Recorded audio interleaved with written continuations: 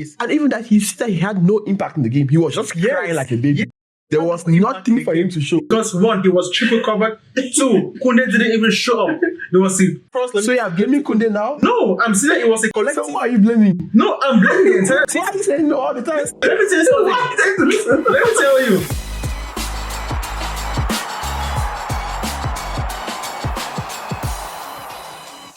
Hey guys, welcome to episode 9 of the Scoreboard, where we continue to bring you exceptional analysis, exceptional soccer analysis, NFL analysis, and maybe some basketball analysis as well.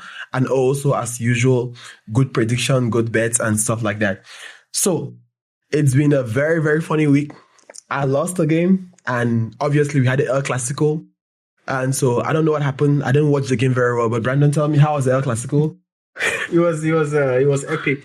I think it's been a long time since we had a really active El Clásico. We had guys fighting and insulting each other. And talking back and forth. So I think the rivalry is quite back. You know, I think there was a lot of respect over the years. But right now you have guys stirring things up and making noise and talking and yapping around. So it was good. Even though my team lost the game, you know, that's a rivalry. This one, congrats to Madrid and Madrid fans. I think you guys had a good win. You know, I think, you know, you guys had this coming, you know, I like the motivation. You guys are motivated to win us because we beat you guys every single time last year. So excuses. No, I'm just saying what happened. Excuses. They were motivated. That's not an excuse. Why are you praising you? We're motivated. That's not an excuse. Okay. Yeah. I mean, last year we beat them 4-0, 3-2, 4-2, or whatever that was, 5-2. So I think this year they had the motivation to actually get one. And that is what the rivalry is all about. You know, in rivalry, you don't win every game. You know, you lose some, you win some, you get on the streak, you break the streak. That's how the game happens. So, you know, we lost the game, but, you know, it's a long season. You know, it's a marathon, not a sprint. So that was a good one. I'll give them that. Okay, guys. I mean, that was just a brief highlight. I mean, we're going to talk about this in detail. Trust me. But yeah, guys, obviously also, we also had bets, and last week some bets did us dirty.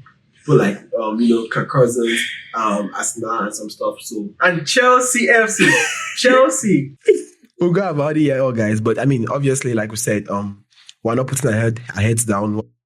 I've done this for a long time, you know, just like in the stock market, sometimes stock crashes and stuff like that, you know. Obviously, I've been doing this for a while. I know that we're going to bounce back. It's very, very normal. We had other interesting bets that went through. Like, for example, you could see the bet on the Scoreboard channel. I think Brandon had a very good bet, which pulled through. So, like I said, there's so much more here coming, good bets in the pot. And obviously, we're going to continue we're going to start a new ladder as well. And then also maybe a 10-odd parlay. So, there's so much down here in this video. Just follow us and you get so much information. But obviously, before we go ahead, thank you so much.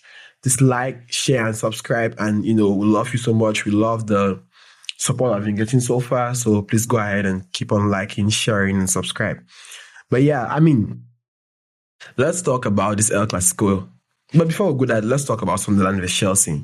I mean, before you hammer me, I want to talk about my team. Sunderland vs Chelsea. You guys were hammered. You always talk about Manchester United, this and that. How they beat Burnley last season or they beat whoever is Ipswich Town. You guys lost at home to a newly promoted team. What happened? Talk to me. It's very disappointing. Like, there's no excuse to this. It's very, very disappointing because the way we consider the winning goal, I think if I was a defender, I would have done better. Because you cannot have Josh Achempong and Trevor Chalobah. They played well the whole game, and then at the end, decide to bring in he comes in, and then how you hold someone down, and then two of you guys are sitting there as vendors, and for about 5 seconds, he holds you guys down and then gives a pass for them to score. Man, I feel it was so disappointing. Like, the game was just so disappointing. I don't even know why they took off Garnacho. He scored the early goal, and before the 16th minute, they already took him off with Jamie Bino-Gittins. Man, I was just so disappointed, to be honest. Like, There's no excuse for it. And this is a team, Sunderland, that is directly beneath you, that you win, you go second in the Premier League.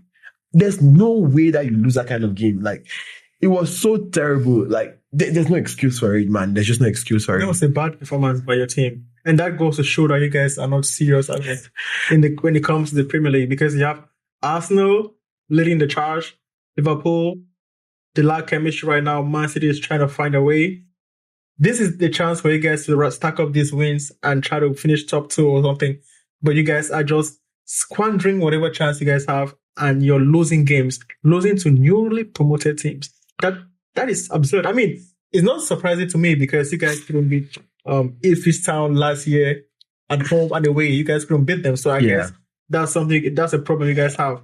So are you trying to tell me that you guys have a coaching problem similar to Liverpool, where you have Arne Slot trying to figure out the formation, and then Enzo Maresca having a lot of players but doesn't seem to find the right combination?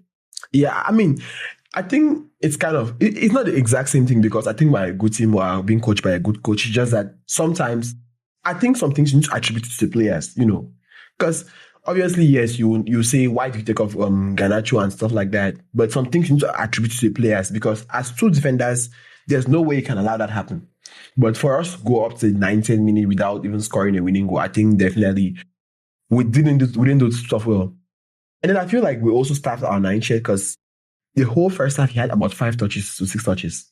There were no long balls to him when he's a real good threat behind. So I think it was just some unfamiliarity between the players and stuff like that. That's why they say when you play for a long time, it brings good stuff and stuff. So I think they just didn't trust Maggie enough to give me a lot of balls over the top and stuff.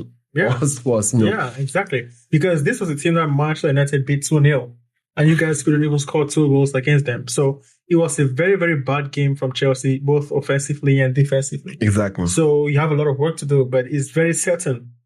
I'm almost 90% certain that Chelsea is not going to win the Premier League this season. So just try to find a way out somewhere else. Yeah, I mean that's fair, man. To be honest, I'm actually looking towards cups. To be honest, I'm looking out towards cups, maybe FA Cup, and then the Champions League, because it's a knockout game, and I know that Maresca knockout games is very good. He has proven it already, so I think he is very good. All right, before we move on, he's not proven anything yet. He won the Club World Cup. No, that was the game you guys were facilitated to go to the finals. But that's in the past anyway. So you guys couldn't beat Sunderland. So let's move on. And then now over to Man United. Man United versus Brighton. Obviously, we both looked at this game in a similar manner. You said, "Oh, yeah, prediction for that game." I got hammered. I got hammered by Manchester United. I'm telling you.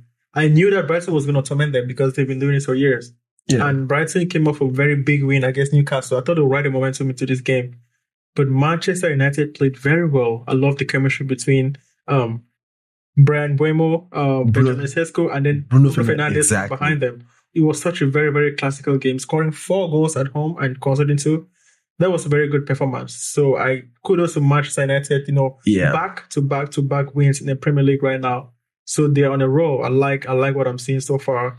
And before we even continue, I would like you to actually apologize to all Manchester United fans, because you were bashing them last season for losing games, for not winning back to back, for only winning against newly promoted teams. But this year, they've beaten you guys.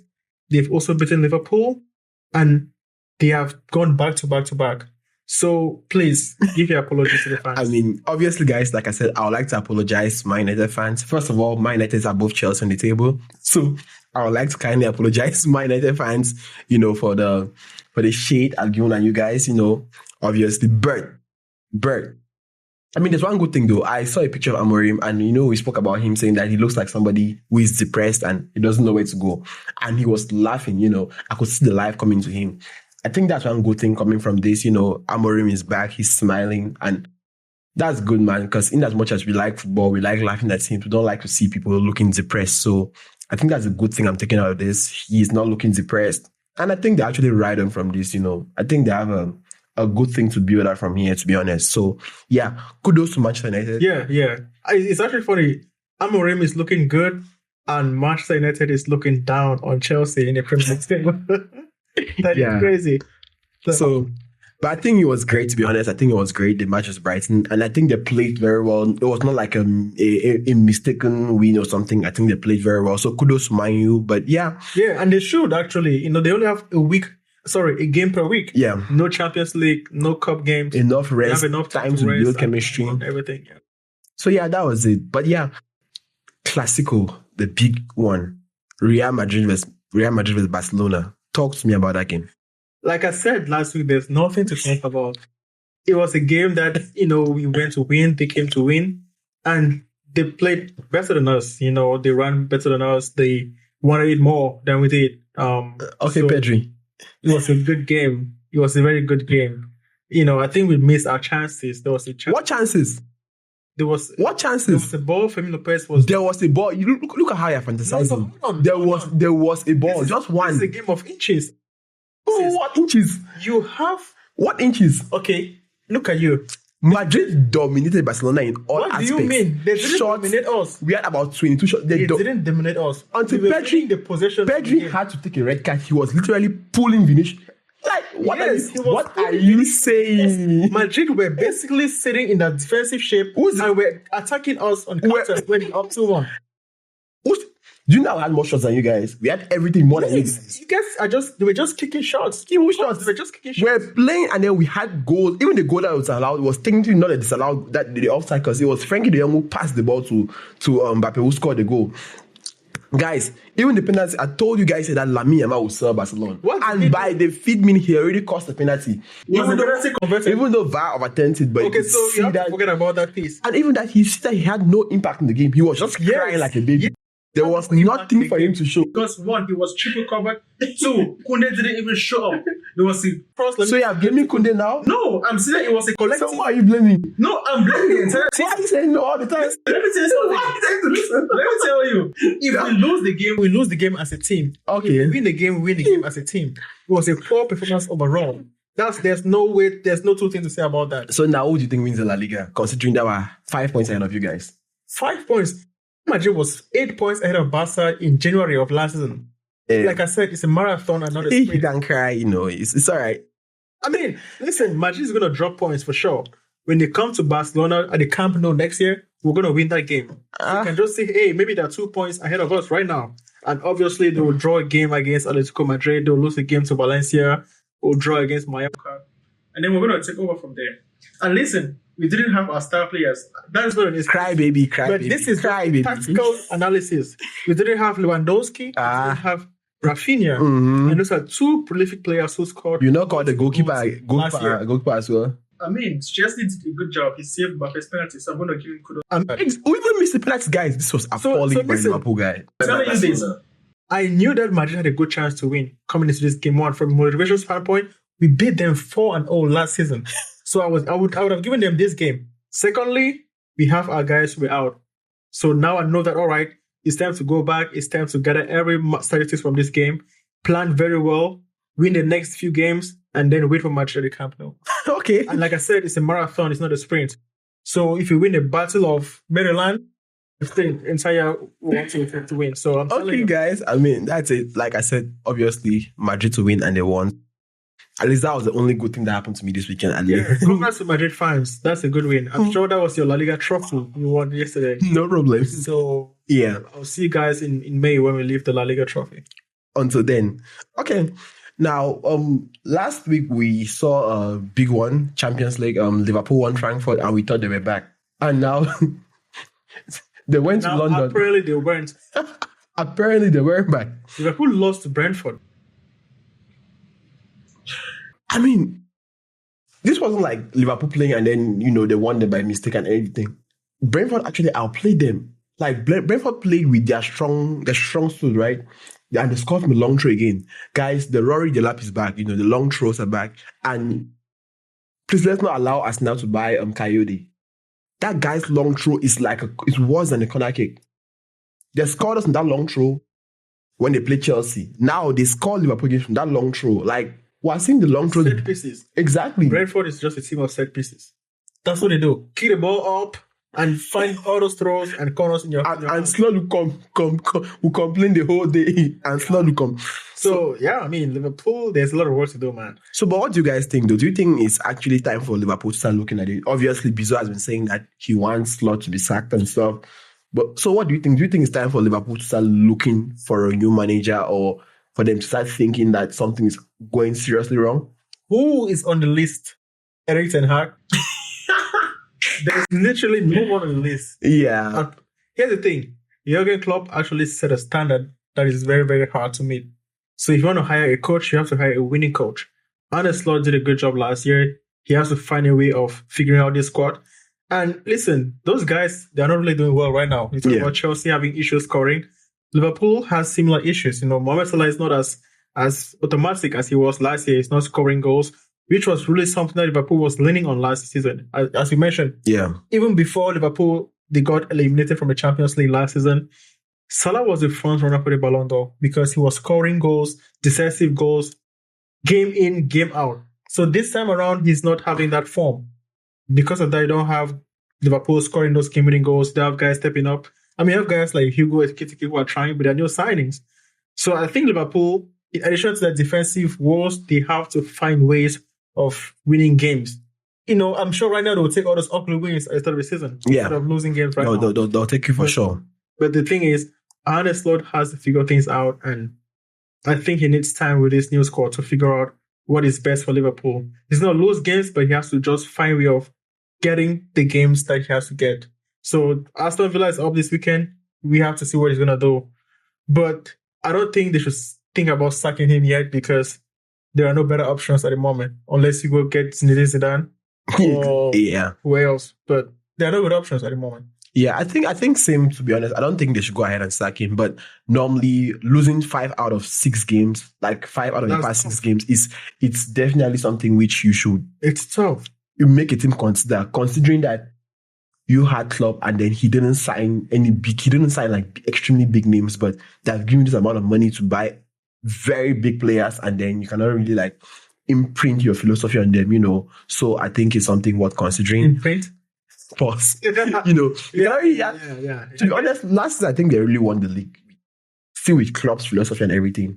But now that he has his players and everything, I don't think he has been able to like put that his philosophy on them and everything. So yeah, I think it's not something to rush and sack him per se, but I think it's really something to consider. It's really something not easy, Yeah, it's not easy, and I think they need patience. Pep Guardiola is a much, much bigger coach than Arne Slot. Yeah. But when Man City was struggling last year without Rodri, there was no chatter of Pep's leaving, of Pep getting fired. Actually signed a new contract. Yeah, exactly. So, Slot is not as big as Pep, but at least he won the league title, and you have to give him time to figure things out. Even if Liverpool, they don't finish top 2, but, they still have to try. So, I think he's not going to get sacked this year for sure. He's going to stay there, but he has to find ways of winning games, so that he can at least eliminate the pressure of himself and of the big signings that they brought in. So and there's another funny team which we're thinking we're gonna perform was Inter Milan, and they lost to Napoli. One bad thing, De Bruyne kicked a penalty and then went up injured. But it's crazy. You're a professional player and you kick a penalty and you just get injured. How does that happen? I don't know if it's age or what. It's probably old, I don't know, but it's just weird. But I had high hopes for Inter. I had them to win the title this season, because they crashed last year. But for some reason, Inter has always been struggling against the top 3 teams. They struggle against AC Milan. They struggle against Juventus. They struggle against Napoli yesterday. Yeah. Inter doesn't have that clutch factor. The defense is a little bit shaky at the moment.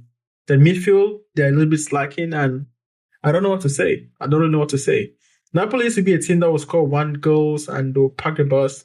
But right now, they're extremely prolific. You have guys scoring 3 goals against Inter. They have Scott McTominay just keeps on doing it. Do you think, obviously we all know that Antonio Conte has been a good coach when it comes to the league, so do you think Antonio Conte is just a very, very great coach, especially when it comes to the league? Obviously, they lost in the Champions League versus PSV, Eindhoven, but do you think it's really just a good manager, coach in the league, especially? Yeah, I definitely do think so. Yeah. I think the league, people find it difficult to game plan, and I think he's the guy that is able to prepare his players for this weekend. So this is our game for this weekend. We have to win this game. This is our focus, and they just keep going in that direction. Yeah. They don't have Lukaku right now, but they're winning all these games with Haaland, who is picking up extreme form in the Serie A. So, I don't know what's wrong with Inter. I still don't think Napoli has enough to win all these games all the way through May. So I'm just like, it's going to be interesting. Juventus, on the other hand, they just sacked the coach. So they got a new coach. I don't know if they're going to be able to win games. So Serie A is quite funny right now. They don't score so many goals in that league. And you have a lot of draws. And I mean, Napoli seems to be the only team that is winning consistently. So it's going to be interesting to see how it unfolds. Yeah. So, I mean, guys, obviously, tell us your best match for the previous weekend. You know, your best match. Obviously, for me, it was the Classico. Chelsea fucked me up. So yeah, Chelsea is a very horrible team. So I mean, just you can't lose to Sunderland at home. The Stamford Bridge is now the training ground of a championship team. It's all right, guys. Crazy. 2 goals scored by Sunderland, 2 goals scored by Ipswich Town. I don't know. So Chelsea fans, you tell me, what do you think? Yeah, it's terrible. But yeah, tell us your best match of the previous weekend as well. And then also, what do you think about Ancelotti, if they should fire him as well? Because I am thinking that maybe very soon he wasn't just the best fit, but I'm going to leave that out for now. So now, after the bad bets of previous week, let's go now to the new week where, there's some really, really interesting games this new week for sure. And first of all, I'm going to start with like Forest, Nottingham Forest versus United. Obviously, Nottingham Forest have a new coach, Sean Dyche, and then they're playing against United in almost, I think, definitely the best form of Ruben Amorim's career. In United. Yes. So what do you think about this one? Nottingham Forest is going to beat Manchester United this weekend. Guys, can this guy stop being delusional? I'm not a United fan, but what can we tell this guy here? I'm telling you that Forest is going to beat Manchester United. If I told you that Sunderland would beat Chelsea last weekend, you'd have said I'm delusional. Now I'm telling you, Nottingham Forest will beat Manchester United. Nothing against United. I'm just telling you that's what's going to happen. Okay, so that guy that's been planning to cut his hair when United win 5 games, he's going to have hair for the rest of his life. Because I don't see that. But me, for example, Sean Dyche is still a new coach. He's still trying to build his team. Forest has gotten just 1 win for the past 7 to 8 games, you know. So I think, to be honest, I think United get this one. I think the ground is just so joyful. And with Buemo, Cunha, and everybody, I think United get this one. I'm definitely not a United fan, but I think United win Nottingham Forest. Yes, the game could actually draw. That's what I'm actually thinking. Because here's the thing. Manchester United beat Liverpool, they beat Brighton, and they beat someone else. Yeah. But yet, their odds to win Nottingham Forest is 2 point something against a team that has won just 1 game. Why is it that high? Do we think it's a mistake on the bookmakers? Well, I don't know. But if I'm going to be careful, what I'm going to bet is I'm going to bet Nottingham Forest, draw no bet, or tie no bet. Yeah. I'm going to take that. It's about 2.4 odds. So that's what I'm going to take. Tie no bet. So that in case they draw, they give back my money. But if they win, I get paid. Yeah, I'm going to be avoiding that match, guys. I'm going to be avoiding that match. But maybe on the long parlay or something very funny, I might just play United to win. You know, just because I think United is going to win this game. Okay. But you guys, what do you guys think? I think they're going to win, but what do you think? What do you think? Do you think United get this one? Do you think they go 4 wins in a row? I think they do that. They can definitely do that. Yeah, let's see. But yeah, I mean, after that, the next one, which is also a very important game for me as well, Tottenham Hotspur versus Chelsea. You know, that's a very big one for me. Chelsea lost to Sunderland, and I think the perfect game to bounce back is Chelsea versus Tottenham. Considering that they were first of all playing in 3-point lane, anytime we go there, we collect our 3 points. They've gone to a new stadium, but I think they don't have anything above us. I don't think Tottenham can stand Chelsea. Do you think Sunderland will stand Chelsea? It doesn't matter, man. We're looking at the future. The past is gone. The old is gone. The new has come. So I mean, it's just clear. If we need a game to bounce back, Spurs is definitely the game to bounce back. I don't think they have anything to stand against Chelsea. I think we actually get in there and we get the win. So Spurs versus Chelsea, clean game. We get in, we get the win. And obviously we have Liam Delap back, which is a very big boost to us. So I think we go in there, we get the dub, and we come out very, very, very easily. I think it's the best game to bounce back. So, man, yeah. Anything to say about it? I want nothing to do with Chelsea games. I want absolutely nothing. I don't want to bet on your team. I don't want to bet against your team. I don't want anything to do with you guys. All I'm waiting for is November 25th, FC Barcelona against Chelsea at the Stamford Bridge. I'm going to take Barcelona to beat the brakes off Chelsea. But at this point, I want absolutely nothing to do with you guys. Nothing at all. When I bet on you guys to win, you lose this on the line. When I bet on you guys to lose, you destroy teams. I want nothing to do with Chelsea. Next. Yeah, so yeah, I mean, guys, like I said, I think Chelsea get this one done. I think this is a perfect game to bounce back. A London derby in the Tottenham Hotspur Stadium. I think this is a dub for Chelsea. So yeah, That's it. Good luck. Now, Good luck to you. very good game now. A team that has traumatized both of us. Liverpool versus Aston Villa. Aston Villa have won 4 games in the Premier League on a row. Man, I think Unai Emery is a great coach, but what do you think about this game? Liverpool.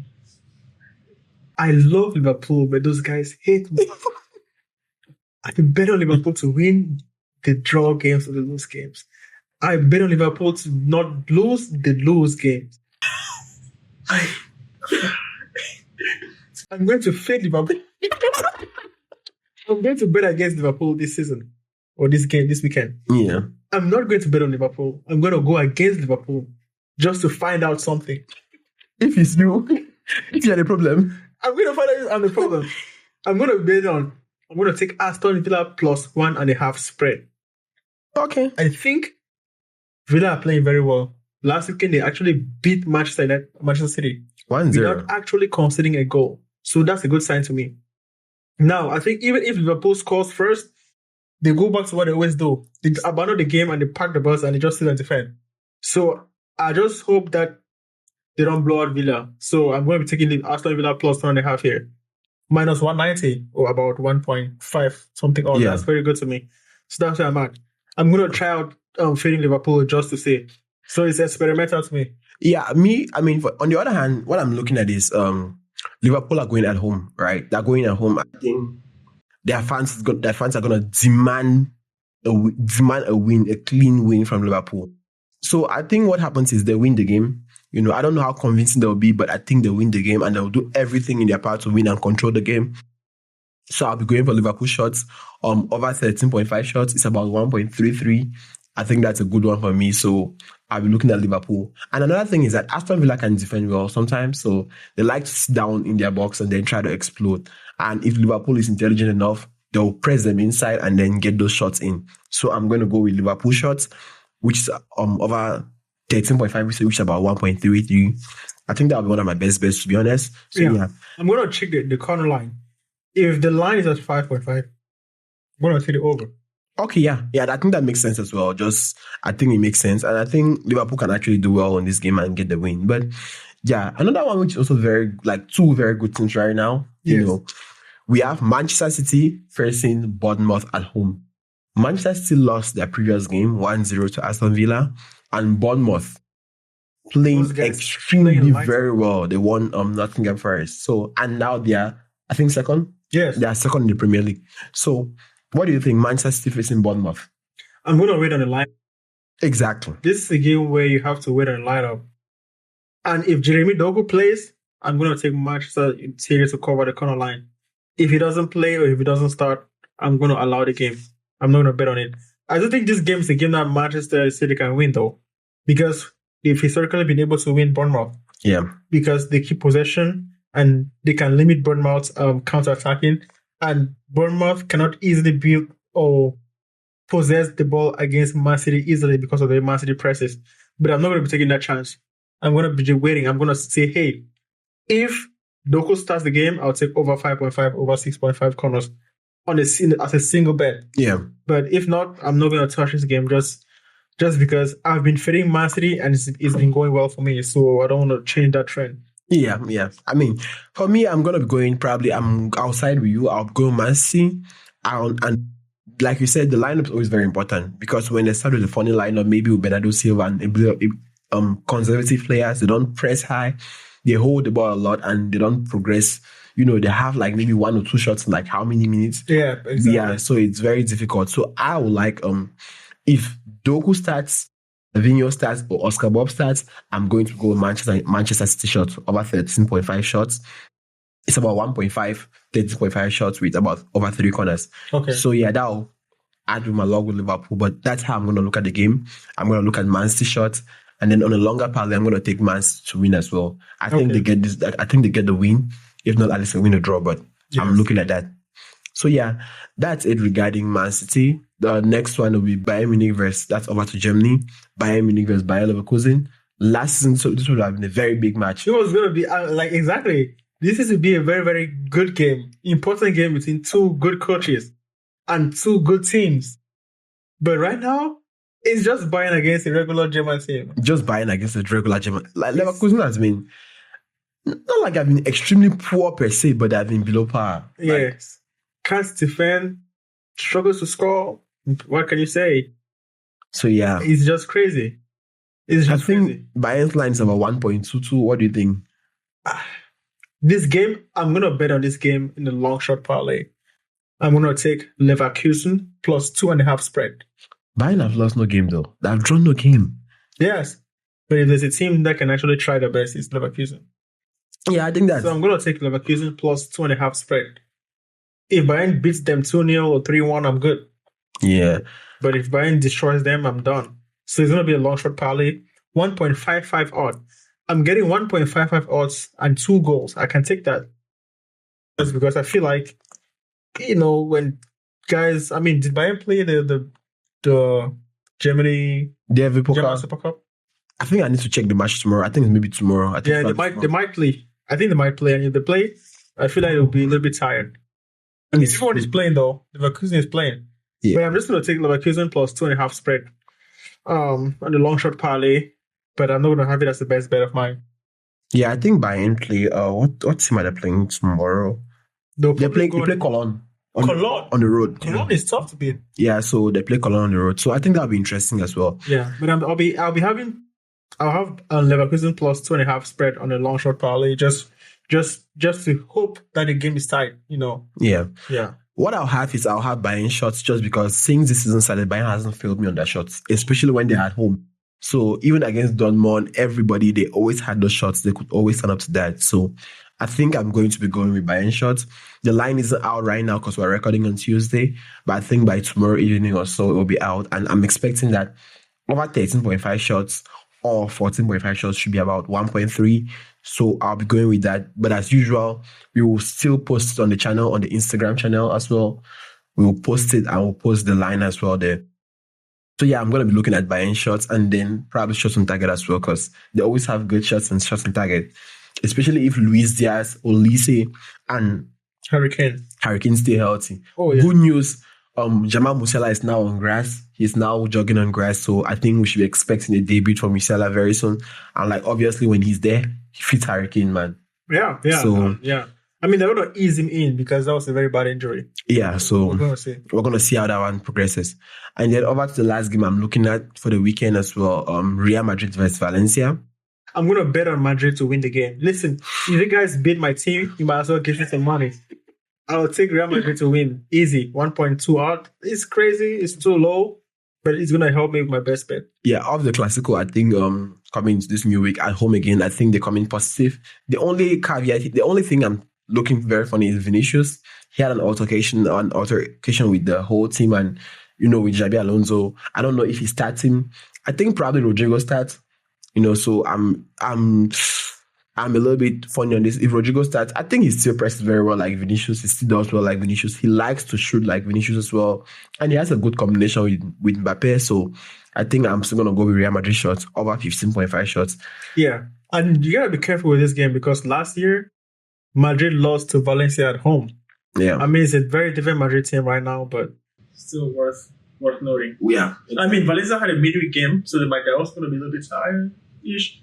But I'll have Madrid money line just because of last weekend. Yeah, I think I'm going to go Madrid shots and then I might look at their money line as well. So it just depends on the parlay I'm taking. But I think those are the bets you should look at. Like you said, Madrid money line, Madrid shots, positive bets, And as usual, if you guys want us to talk about some interesting leagues you're following, reach out to us and we'll let you know. We'll give you our thoughts about it. And obviously, someone reached out about the MLS. And obviously, Brandon here watches the MLS a lot. So talk to us about the MLS, which, Yes, MLS playoffs is going on right now.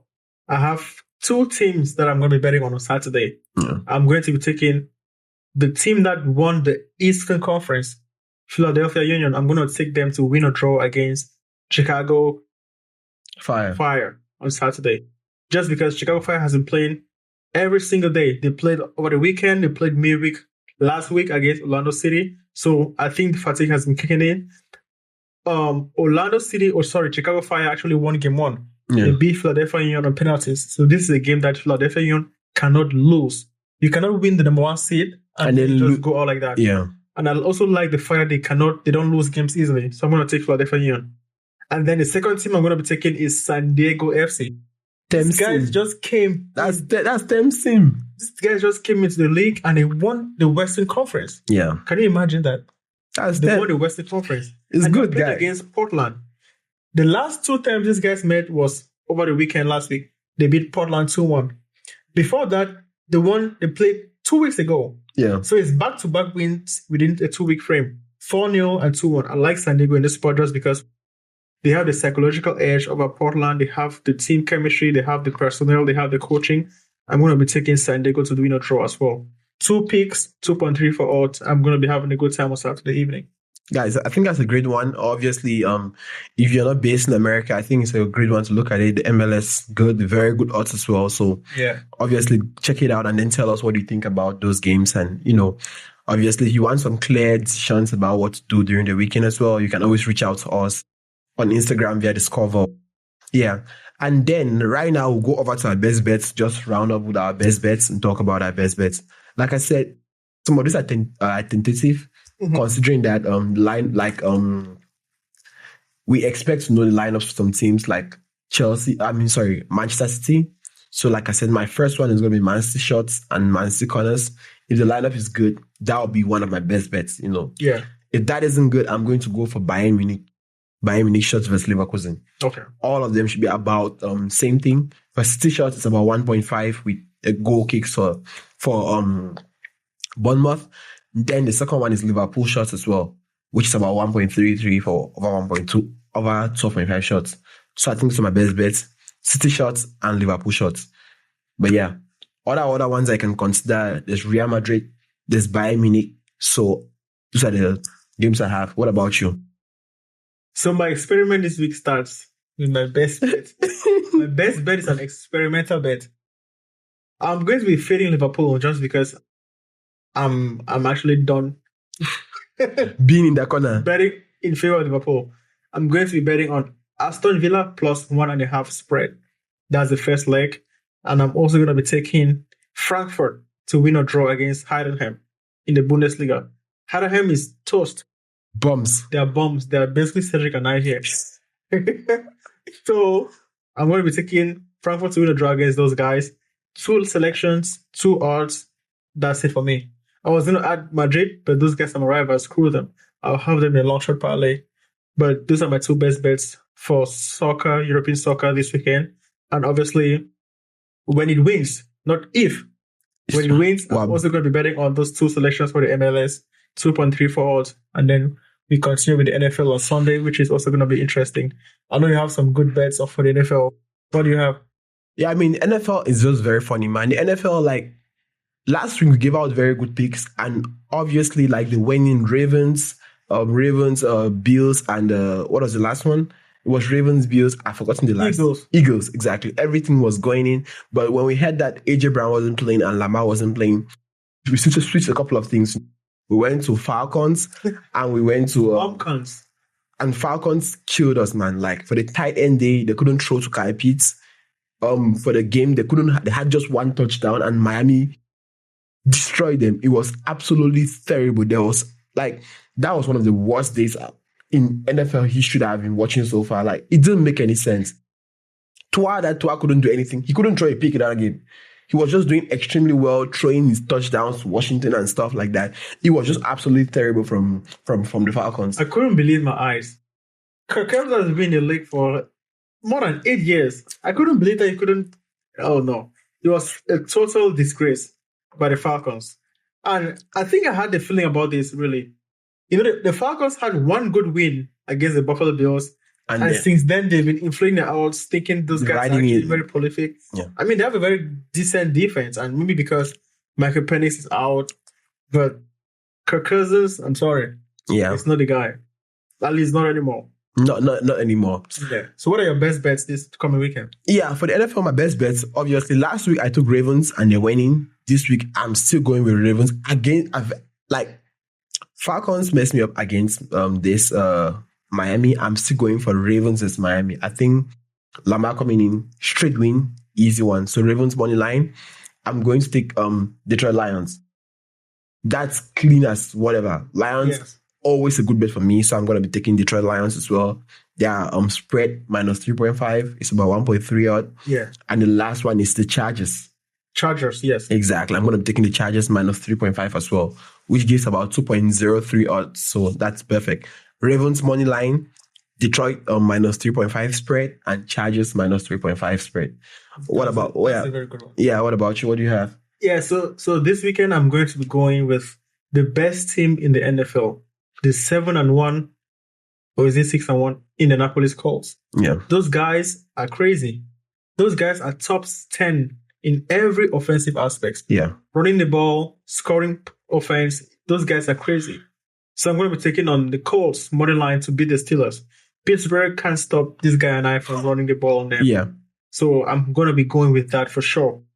Then the second leg, I'm going to be taking the Lions. Lions minus 3.5. Those guys have been winning their home games by at least 15 points. And I think they've had enough rest. And then you have a division rival traveling to Detroit. JJ McCarthy, I think Bizo and I said this a long time ago. That guy, he can't really throw the ball in the NFL because he was in a run-heavy team in college. So I think the Vikings will get beaten like the way Sunderland beat Chelsea over the weekend. Why is this guy throwing shade when Barcelona was humiliated? Like, so, brother, what are you talking about? It was all 2-1 losses. And we lost to Real Madrid. We lost to Sunderland. Don't even do anything here. But anyways, Colts money line, Lions minus 3.5, 2.25 or plus 125. I'll be sitting. That's all 1 p.m. Talk to me. At 4:30 p.m. on Sunday, we have the Buffalo Bills and the Kansas City Chiefs playing in New York. Two of the best quarterbacks in the NFL. We're talking about two of the top 4 quarterbacks in the NFL. Yeah. That have been going head-to-head for the last 8 years. What do you think about that game? Last year, I can remember Josh Allen powering it down. And he actually told the coach, I want to go for this. Went for it, ran for it, bullied his way, got a touchdown, won the game. So, I mean, this one is a good one. And the only thing is that Kansas has been having a very good form. You know, you can attest to that. You know, they've been having very, very good form of recent. Rashid Rice, they have my guy. They are back. Xavier Ward is playing very well. Everybody's doing well, you know, even though Pacheco had a small injury and stuff like that. But they're not going to really use him. It's Karim Hunt. Yes, you know, So I mean, to be honest, I think it's going to be a good one, to be honest. It's going to be a very interesting one. Kincaid is back. Those guys, it's going to be good.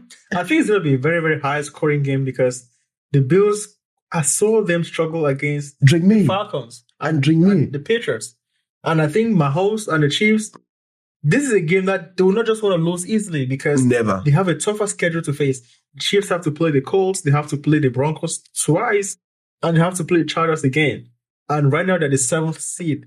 So they have to actually win many games to have a chance of winning that division. So that's not a game that they're going to take lightly. The Bills, on the other hand, they're at risk of losing their own division. Because you have the Patriots winning games back to back. And then you also have the Bills whose defense is not the best right now. So Josh Allen has to really play well. So this is not a game where the Chiefs will be like, all right, you guys win this one, I'll see you in the playoffs. This is a very, very important game between those two teams. So I'm going to be betting on the over.